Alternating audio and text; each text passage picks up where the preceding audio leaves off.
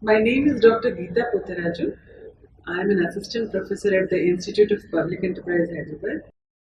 The Institute of Public Enterprise has been involved in areas of public sector management for the past 34 years. We have been doing research, consulting, training, and long term education around themes of public sector management. This is a module on accountability in public enterprises, and it is a part of the public sector management module of the EPUCH. After going through this session, the student should be able to understand the concept of accountability in public enterprises and the various institutions and mechanisms through which the public enterprises are made accountable for their performance, both physical and financial performance. Public enterprises in India were established in the post-independence era and have since played a very critical role in the India's story of growth and development.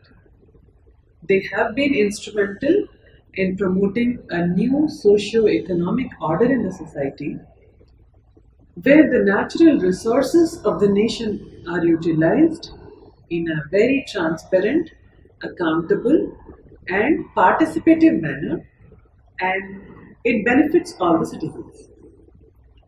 From the very beginning of the establishment of public enterprises, the strategic and key sectors like roads, railways, telecommunication, defense, power, etc., which were vital for economic regeneration of the country, were entrusted to the public sector, though the private sector has also been provided their due from time to time.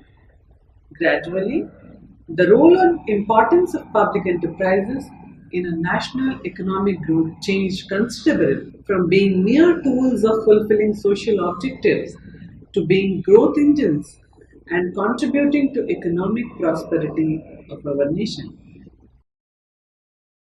In this session, we shall discuss the nature and context of accountability in public enterprises vis-à-vis the various other governmental institutions. The public enterprises have been established by the government as we have discussed earlier, and they definitely need to be accountable for all the public investments that are made into them because they come from public funds. Public enterprises are mandated to uphold the values and achieve the objectives for which they have been set up. Therefore, public enterprises have been made accountable to a number of institutions as presented in the figure below. The public enterprises are accountable firstly to the Parliament of India, to the government through their concerned administrative ministries, to the Comptroller and Auditor General of India, other agencies like Planning Commission, Finance Commission, Central Vigilance Commission, Performance Management Division, High Power Committees, and others. In recent times, we have seen that the performance of public enterprises have been highlighted much by the media through press reports, and therefore accountability to the press and media is also important in the current context. Public enterprises are accountable to fulfill the social objective for which they were set up. That is, provide employment opportunities to all and promote growth and development in the far-flung areas of the country. The Indian Parliament as well as the Government of India review the performance of public enterprises from time to time. With the opening up of Indian economy, public enterprises have received the mandate to be financially profitable like any other public enterprise and achieve their performance targets set by the government, still remaining the mandated accountability to the Parliament and government. Public enterprises are closely monitored by their respective administrative ministries on the financial and organizational performance aspects, while on the other hand, institutions like Comptroller and Auditor General, Vigilance and Enforcement monitor the spending aspects of public enterprise.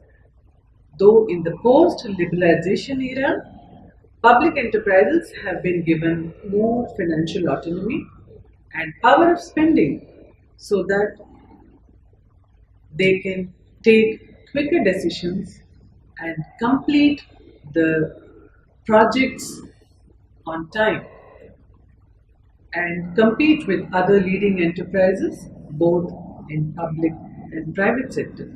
The public sector employees are also bound by the rules and regulations of the government and are accountable for their conduct during the term of their employment. This can be looked at from two different perspectives. The first is the vigilance angle. There is a constitutional body created by the government which is called the Central Vigilance Commission. The Central Vigilance Commission is responsible to ensure prudence in the functioning of each enterprise. The other angle is the ethical angle. The public sector employees are also accountable for ethical behavior and code of conduct during their office of tenure. The Government of India has implemented a Right to Information Act in the year 2005. This has opened up a new venue for accountability. And the public enterprises, as they are accountable to the government, have also been brought into the fold of information accountability regime. Thus, the public enterprises are responsible for sharing organizational information with the general public from time to time and bring about the element of transparency and accountability to the organization as a whole. So now let us look at the various dimensions of accountability in public enterprises. So as I have earlier discussed with you, the public enterprises are accountable to the following institutions: to the Parliament, to the CAG, the Comptroller and Auditor General, the Vigilance, the Administrative Ministries, the Department of Public Enterprises, which is a central agency coordinating the public enterprise functioning. We will look at each of these institutions and see how they ensure that the public enterprises are accountable to them. First, let us start with accountability to the Parliament. The performance of public enterprises in India is reviewed by the Parliament.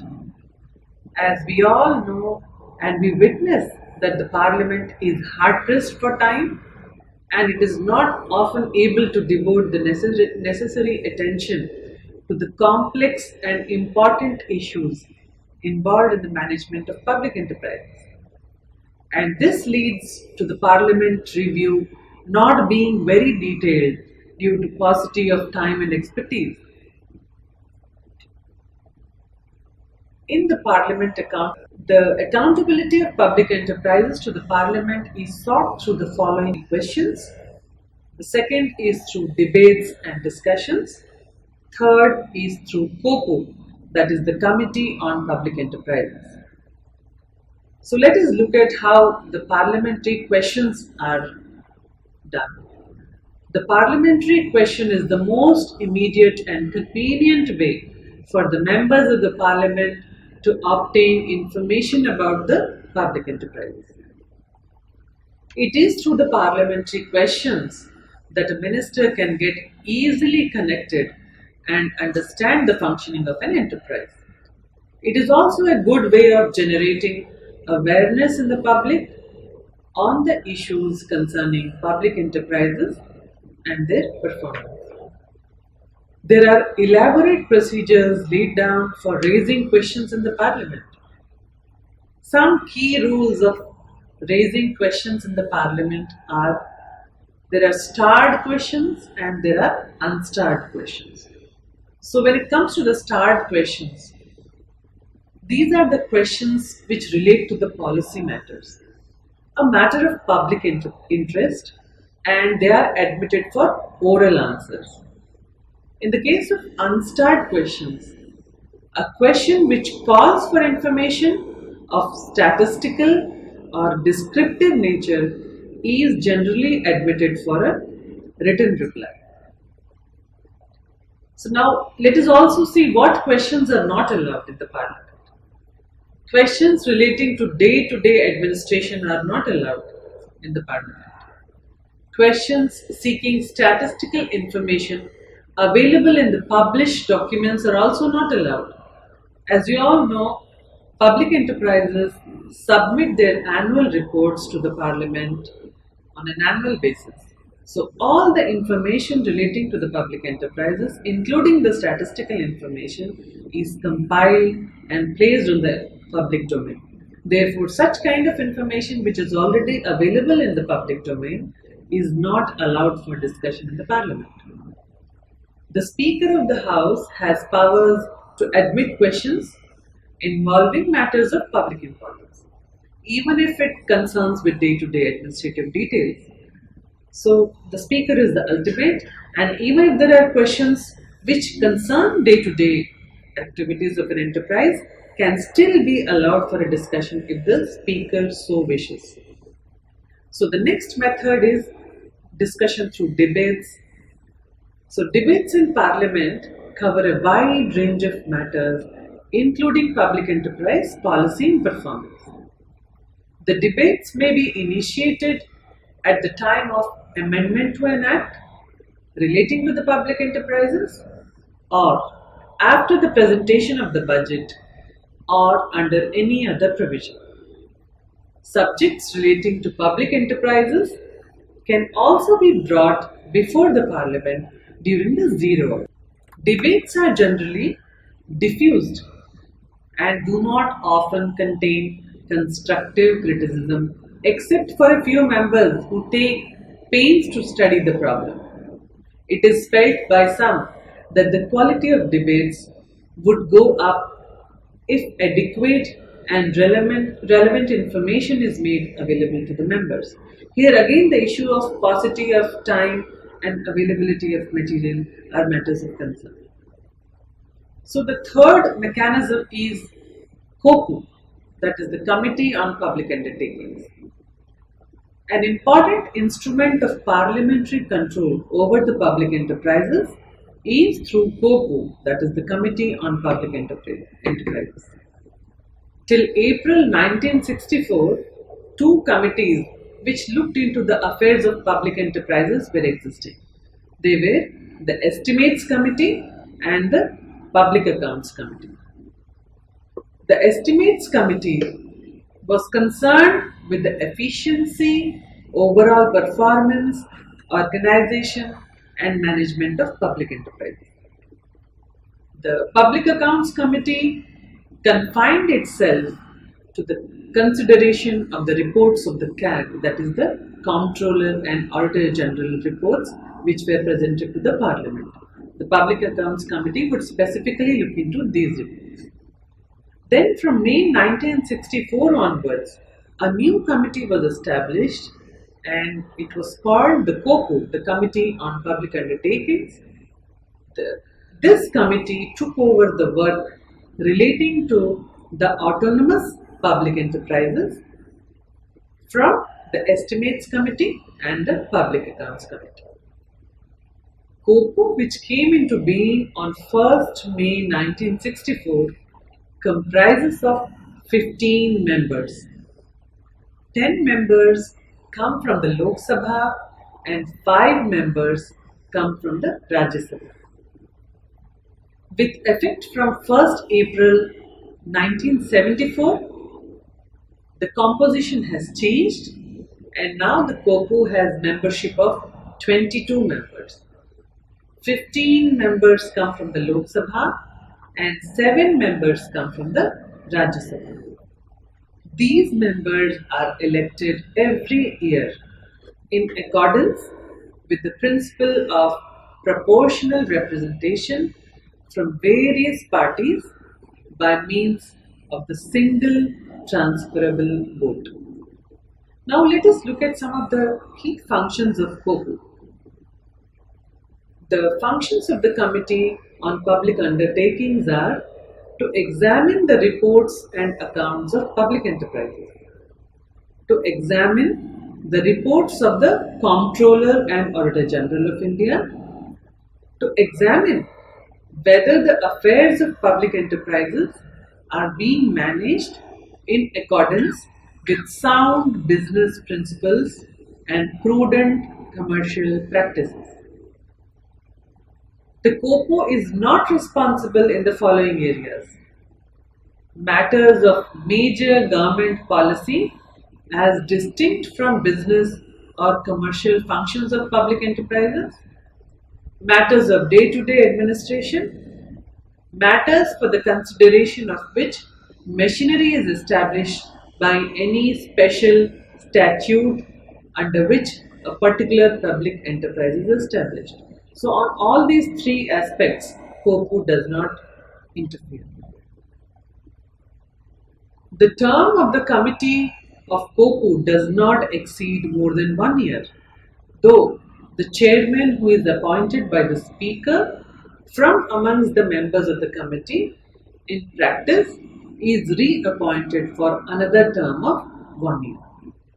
The committee selects from time to time specific enterprises or such subjects as it deems fit and constitutes study groups from amongst its members for an intensive study on the subject selected.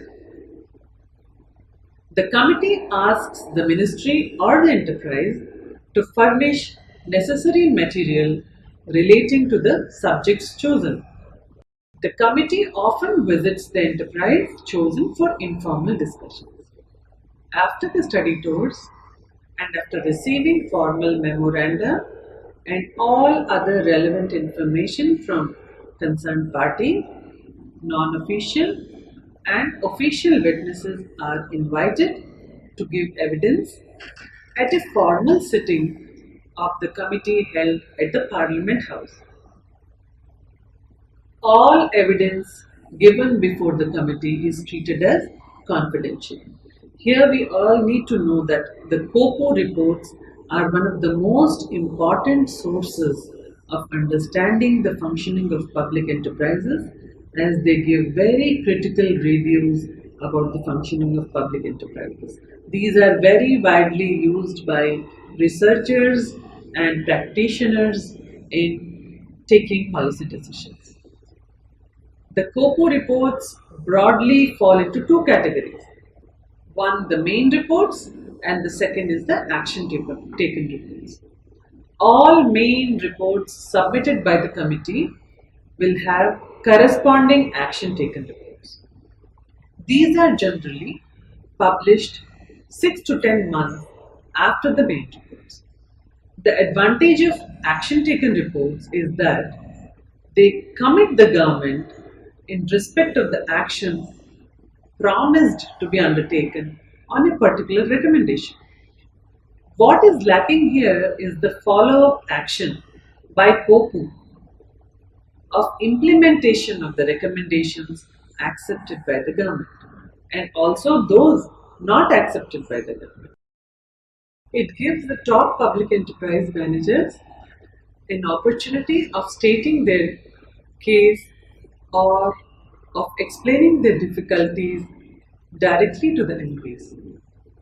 This is very important because autonomous public enterprises not only need sufficient freedom for their operations but also require insulation against the government pressures.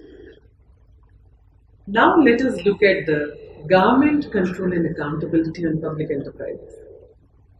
As we have already discussed, public enterprises are under the complete control of their respective administrative ministries. The vision, mission, strategy, directions, and objectives of public enterprises are decided by the administrative ministries. The organizations are bound by rules and procedures laid down by the government in their conduct and in their business processes. The concerned ministries take decisions for public enterprises on a day-to-day basis, and their key activities like appointment of personnel, approval and release of budget, approval of various business activities, etc., are taken by the concerned administrative ministries. The public enterprises are also subjected to constant review by the government on their performance and financial aspects. The government also has the power to order inquiries into the working of public enterprises. Let us also look at the ministerial control, how the ministerial control works on public enterprises. The board of directors of the public enterprises, who are at the top of public enterprises hierarchy, guide the enterprise to conduct their day-to-day operations. The general policy and operational framework of the enterprises is provided by the ministry or the government, but the board of directors provide a vision for the day-to-day operations of the enterprise. The minister exercises administrative and financial control over the enterprise to ensure that the general policies of the government are followed and the objectives of the organization are fully achieved. Some of the key aspects in which the minister exercises control over the public undertakings are highlighted now. On behalf of the government, the minister can influence the administrative control over the enterprise. He or she appoints and in certain cases is responsible for the removal of the chairman and the members of board of directors as well as the managing director. The minister also exercises financial control over the public enterprise, like appointing the financial advisor on the board of directors of public undertakings. The power of sanction is also available with the minister. The sanction of the government is required by the public undertakings to take up capital expenditure about a certain limit, borrowing, investment, securities, distribution of profits, etc. The approval of the government is required regarding the form of accounts to be maintained by the public enterprise. Therefore, there are a number of crucial financial controls which the minister, on behalf of the government, exercises on the public sector undertakings. It is a known fact that the relationship between the concerned minister and the public undertaking is full of challenges. Now let us look at the accountability of Department of Public Enterprises. The Department of Public Enterprises is the central or the nodal agency which coordinates all the public sector enterprises in India. It is also called DPE. The DPE assists in the formulation of policy pertaining to public enterprises which are concerned with performance improvement and evaluation of public enterprises, financial accounting issues, personnel management, and in related areas. DPE also collects, evaluates, and maintains information on key areas with respect to public enterprises. In fulfilling this role, DPE coordinates with other ministries and organizations. Some of the important tasks of DPE are highlighted below. Performance improvement and evaluation is one of the key areas of DPE intervention. It also looks at issues of board structures, wage settlement, training, industrial relations, vigilance, and performance appraisal aspects. DPE has a major role to play on policy matters relating to public sector enterprises. Matters relating to issue of presidential directives and guidelines to public enterprises is also done by DPE. Matters relating to reservation of posts in the public sector enterprises for certain classes of citizens, matters relating to memorandum of understanding between the public sector enterprises and the administrative ministries and departments, matters relating to delegation of powers to the board of directors are all the areas of functioning of DPE. DPE is also responsible for undertaking in-depth studies with respect to the functioning of central public sector enterprises on specific areas. DPE is responsible for monitoring and evaluation of performance of public sector enterprises and acts as a repository of data and brings out an annual survey for submission to the Parliament. Now let us look at the public and media control over the public enterprise. Though public enterprises have a mandate to present their annual reports on the table of the Parliament, including reports on parliamentary discussions, reports of various committees of Parliament, in the rapid changing technology environment, we are increasingly seeing that despite all these instruments available in the government for making public enterprises accountable, an empowered media and publicity groups are taking up independent reviews and probes against major public sector enterprises. They are bringing out facts and figures in terms of performance of public enterprises. And they are also showing the utilizing resources which belong to all and which is public money and their levels of accountability. This information is empowering the common man to take up issues of poor governance and accountability in public sector enterprises. We have looked at various mechanisms for accountability in public enterprises, ranging from Parliament of India, Administrative Ministries, Department of Public Enterprises, Planning Commission, Finance Commission, Vigilance Commission, etc. There was a need felt to streamline the accountability mechanism for public enterprises and bring the accountability to a little minimum few. So in this connection, the government introduced a system of Memorandum of Understanding, which is also called MOU. Through this system, the government proposed to bring accountability through this one tool so that the fuzziness of goals is minimized and the public enterprises which are supposed to perform on commercial lines have more focus and autonomy. So in the next session, we will look at the system of MOU and how it has helped accountability of public enterprises. Now let us look at some of the questions that emerged from the session. Question 1. Write a brief note on the points of control and accountability for public enterprises in India. Question number 2. In your opinion, do the multiple channels of accountability facilitate or hamper the performance of public enterprises? Third question. What are the various methods of accountability to the Indian Parliament? Question number 4.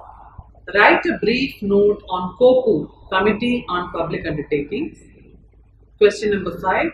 What is the role of Department of Public Enterprises, DPE, in monitoring of public enterprises? Question number 6. Explain briefly how the CVC, Central Vigilance Commission, performs its oversight role? Question number 7. What is MOU system? Memorandum of Understanding. Let us look at some of the multiple choice questions. You have to select one of the options. The first one, public enterprises in India are accountable to the following number of institutions. Option A, 1. Option B, 2. Option C, 3. Option D, more than 3. Second, mechanisms for accountability of public enterprises to the Parliament is through option A, question hour, option B, audit paras, option C, media reports, option D, government orders. Third one, number of members in the COPU, Committee on Public Undertakings, are option A, 22 members, option B, 12 members, option C, 17 members, option D, 21 members. Fourth, how many categories of reports are brought out by COPU? Option A, 2 reports, 1 main report and action taken report. Option B, 1 report, main report only. Option C, 3 reports, main report, subsidiary reports and action taken reports. Option D, none of the above. Fifth one, Department of Public Enterprise is responsible for option A, allocating budget for enterprises, option B, formulating guidelines for working of public enterprises, option C, auditing of public enterprises, option D, performs vigilance function. Sixth one, institution responsible for performing the audit function for public enterprises. Option A, Department of Public Enterprises, option B, Prime Minister's Office, option C, Comptroller and Auditor General, option D, Central Vigilance Commission.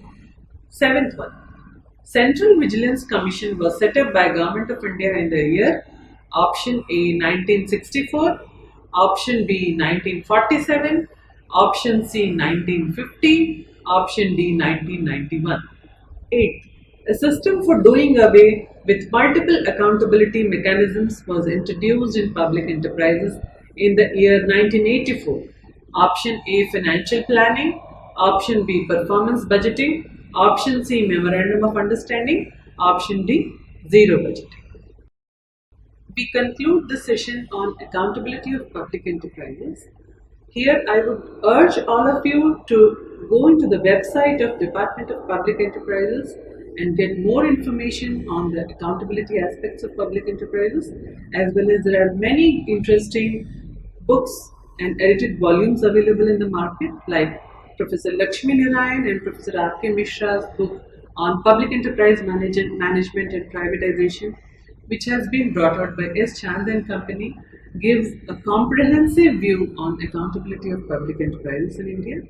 And in the same way, you can go into the Performance Management Division website of the Cabinet Secretariat and get more information on accountability aspects of public enterprises.